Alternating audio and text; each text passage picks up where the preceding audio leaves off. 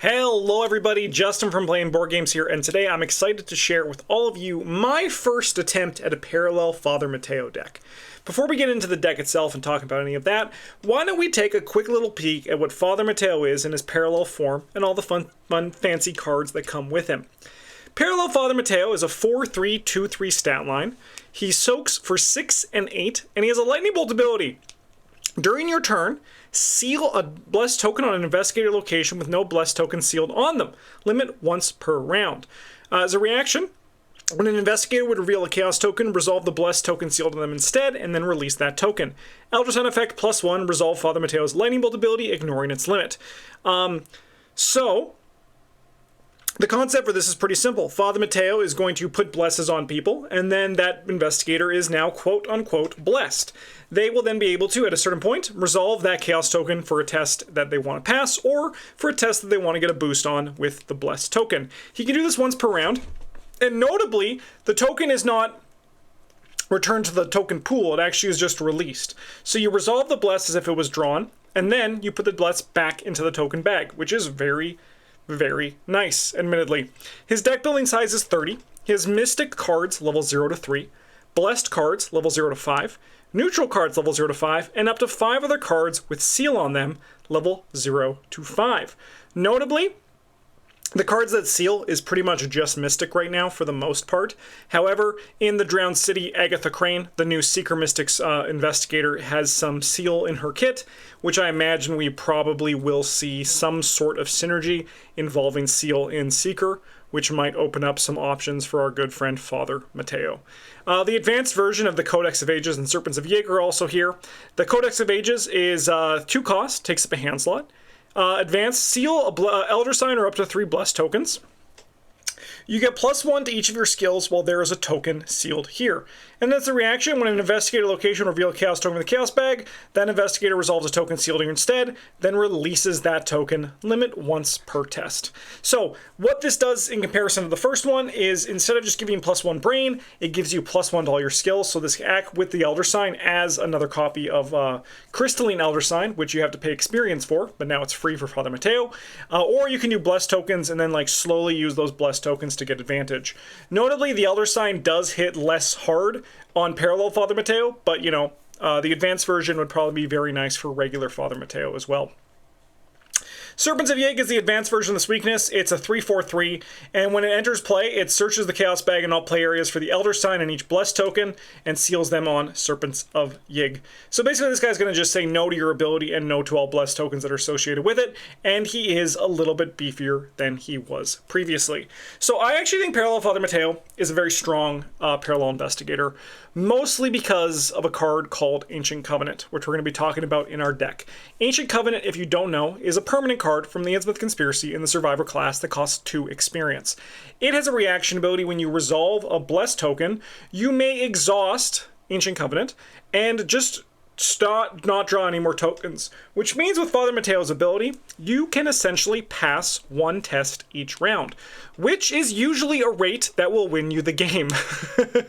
Next week, this deck list, which you can also find in the video description, I do have a gameplay of this, and it was honestly incredibly wild. I built a Blessed Will Yorick deck to work with this Blessed Father Mateo deck, but I actually think that Parallel Father Mateo is going to be a very powerful Parallel Investigator. Until Ancient Covenant is eventually, potentially, not saying this will happen or won't happen, but until it is tabooed, Ancient Covenant is going to be a very important piece to this Father Mateo puzzle, because not only does it allow you to pass 1 test each turn, it also gives you synergy and makes basically all of your cards work to peak efficiency, because there are so many cards in the Mystic class that care about the symbol you reveal.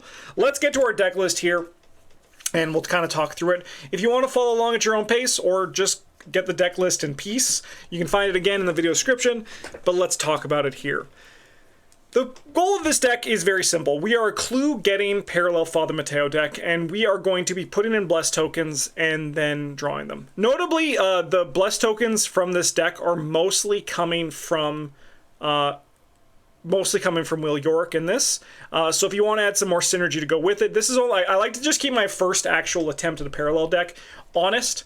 to like actually show for the first go of it. Like you could do, instead of one of the prescients, you could put an Attempt Fate if you want to put some more Blessed in there. But honestly, the way Father Mateo works in the parallel form, we'll just go this again, because you release the token, as soon as you get one Blessed token on him, you can essentially, if you don't use it the turn you put the first Blessed token on him, always have a Blessed token sealed on him until, of course, Serpents of Yig shows up, which you need to be aware of.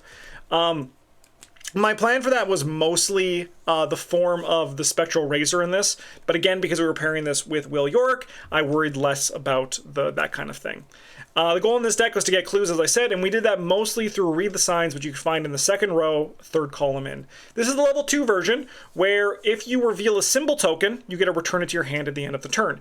This is a very powerful card that I played a bunch in Kohaku, and had a great time with it, and I wanted to try it again here in Parallel Father Mateo, because being able to draw a Blessed token just naturally is a very powerful effect, especially when you pair it with Read the Signs. This, of course, needed some economy, so we went up to look at the Prophetic, which is in the first row, fourth column in.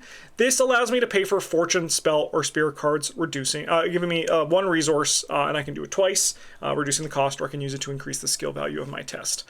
This fits very well into our into our level 3 Mystic cards, and it's a very good economy option. If you are playing a level 2 Read the Signs, you do need some form of economy to make sure you can keep playing it once per turn, because normally if you're playing the upgraded version, you are looking at looping it. If you're not looking at looping it, it's not worth the experience. But if you're looking at looping it, whether by forcing token pulls or trying to like use all of McBride to get token pulls, you're going to need some economy, and that's why I went with Prophetic here. Now, that's kind of like the main goal of the deck out of the way. We're just going to take this left to right, top to bottom. So, Rite of Seeking here was to just give me some more consistency if I did not want to use my Read the Signs. Because of Father Mateo's ability, we only get to use this Read the Signs loop once per turn, which is pretty fair because the card's going to be leaving your hand after you use it.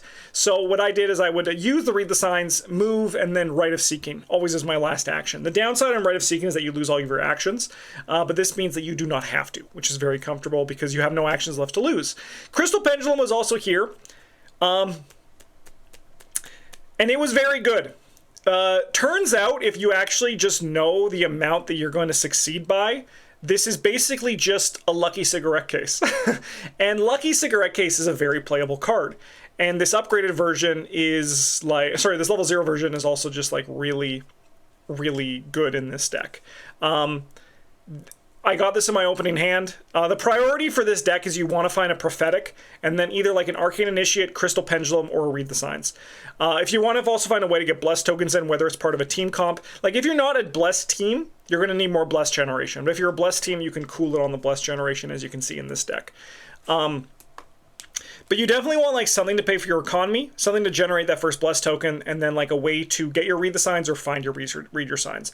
Luckily, with the form of Father Mateo's ability in Ancient Covenant, we actually can do things without this and just wait till we get there. And that's why the Crystal Pendulum is so nice, because you can guarantee a card draw with it every turn. Arcane Initiate is here to help dig out most notably our Read the Signs, but it also hits Deny Existence, Spectral Razor, Voice of Ra, Ward of Protection, and Banish. All relevant. Prophetic pays for Fortune, Spell, or Spirit, and we actually have some notable spirits in this deck that we can also play for. In a pinch, you can also use it while making your Rite of Seeking to give yourself +4 brain, and it also helps pay for your Rite of Seeking, which is nice because it's the most expensive part of our deck. Our curve is actually generally very low. We have the Rite of Seekings and the Prophetic, and then basically once we get a Prophetic out, we're using that to pay for most of our other things. We also have a Voice of Ra, two copies of Voice of Ra to give us an extra boost, because we can also force a symbol token out of them. It's not great with Father Mateo's ability, but in a pinch, you should do it if you need to do it. Ancient Covenant, as I said, is kind of like the linchpin for Father Mateo that's going to really make him pop. I personally think this card probably should see some sort of further taboo. I think the effect is... Actually... I think the effect just kind of like limits Bless, but at the same time, I think they're also like done with Bless designs for at least like another 3 or 4 years. So I imagine it might actually is probably just fine in the way that it is. But if we get more Bless cards in the future, we might want to look at Ancient Covenant again. Speaking of Bless cards, we have a Watchful Peace. This card is a very powerful card. And it turns out if you resolve 3 of them, you're probably going to win the game.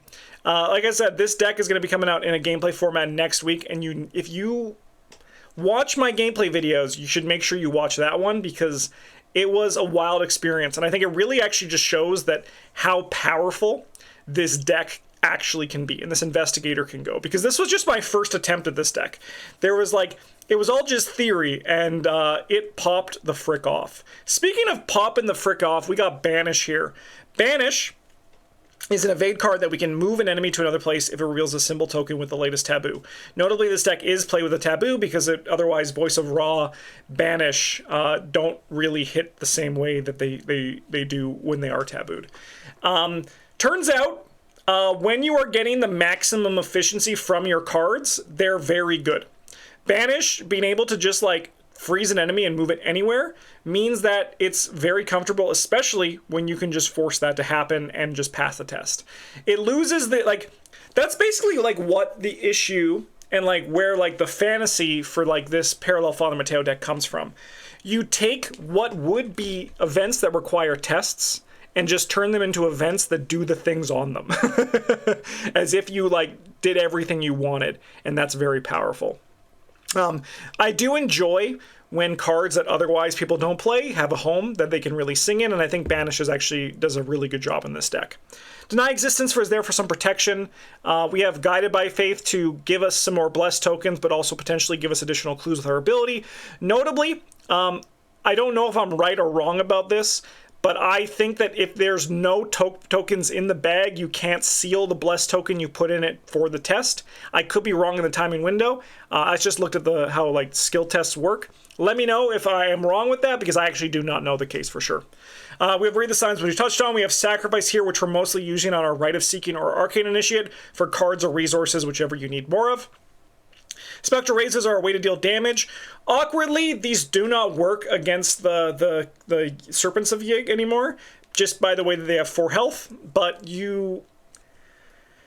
Again, if you're playing like solo or you don't trust your fighter to solve your problems, you might want a little bit more. But I think that's very likely, especially with a Crystal Pendulum, to attack at 7 to deal the first 3 damage, and then use Father Mateo's ability and the Ancient Covenant. Well, you can't actually use the Ancient Covenant.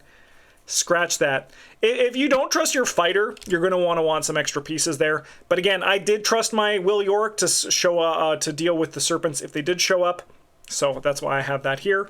Temp Fate, just if we need some burst blesses. I only ran one of. I could see this actually being a 0 of and still working. If you are not being a blessed comp, you're going to need more blessed generation. Just something to keep in mind. Voice of Ra is for resources. Ward of Protection is for more protection. And then last but not least, we have 2 little skills that did so good in this deck. Prescient. Again, if you can just choose this card now, again, with Father Mateo's ability, just does the thing that it says on it. You don't need to stress, you don't need to worry, you can just get what you need to get, and that's really good. When cards that rely on what before this was slight manipulation in the form of Jacqueline Fine or Olive McBride, if they now just do what they say, that's really powerful. Likewise with Purified, this card just reads, put 5 Blessed tokens into the bag. Which conveniently is the number of tokens we need for a Watchful piece. Funny how that works, right? Funny how that works. Yeah. Don't sleep on those 2 cards in Parallel Father Mateo, especially if you're playing around Ancient Covenant. If you're not playing around Ancient Covenant, I think a lot of this changes, but I just knew I had to for my first attempt at Father Mateo, and it was a very good time. I think he's a cool investigator. I think he's a powerful investigator. I'm curious to see builds that don't rely on Ancient Covenant, but I'll be honest, it's very hard for me not to do that because it's just so efficient and just so powerful. If you have any ideas that you are doing with Parallel Father Mateo, definitely let me know down in the video description. I'm happy with the design here. I think he's a really cool thing. I'm excited to see him get some more sealed cards, but overall, I think this last wave of and these extra Parallel Investigators, for the most part, I think are really good. There's no Parallel Wendy Adams sticking out to me. I think I like most, if not all of them. And I think that the Parallel Investigators continue to be a very cool aspect of this game. Thanks for watching, everybody. I hope you enjoyed this deck list for my first attempt at Parallel Father Mateo. Again, the gameplay video is going to be out next week, so you should definitely check that out. But in the meantime, thanks for watching. Have a good one. And as always, GG's.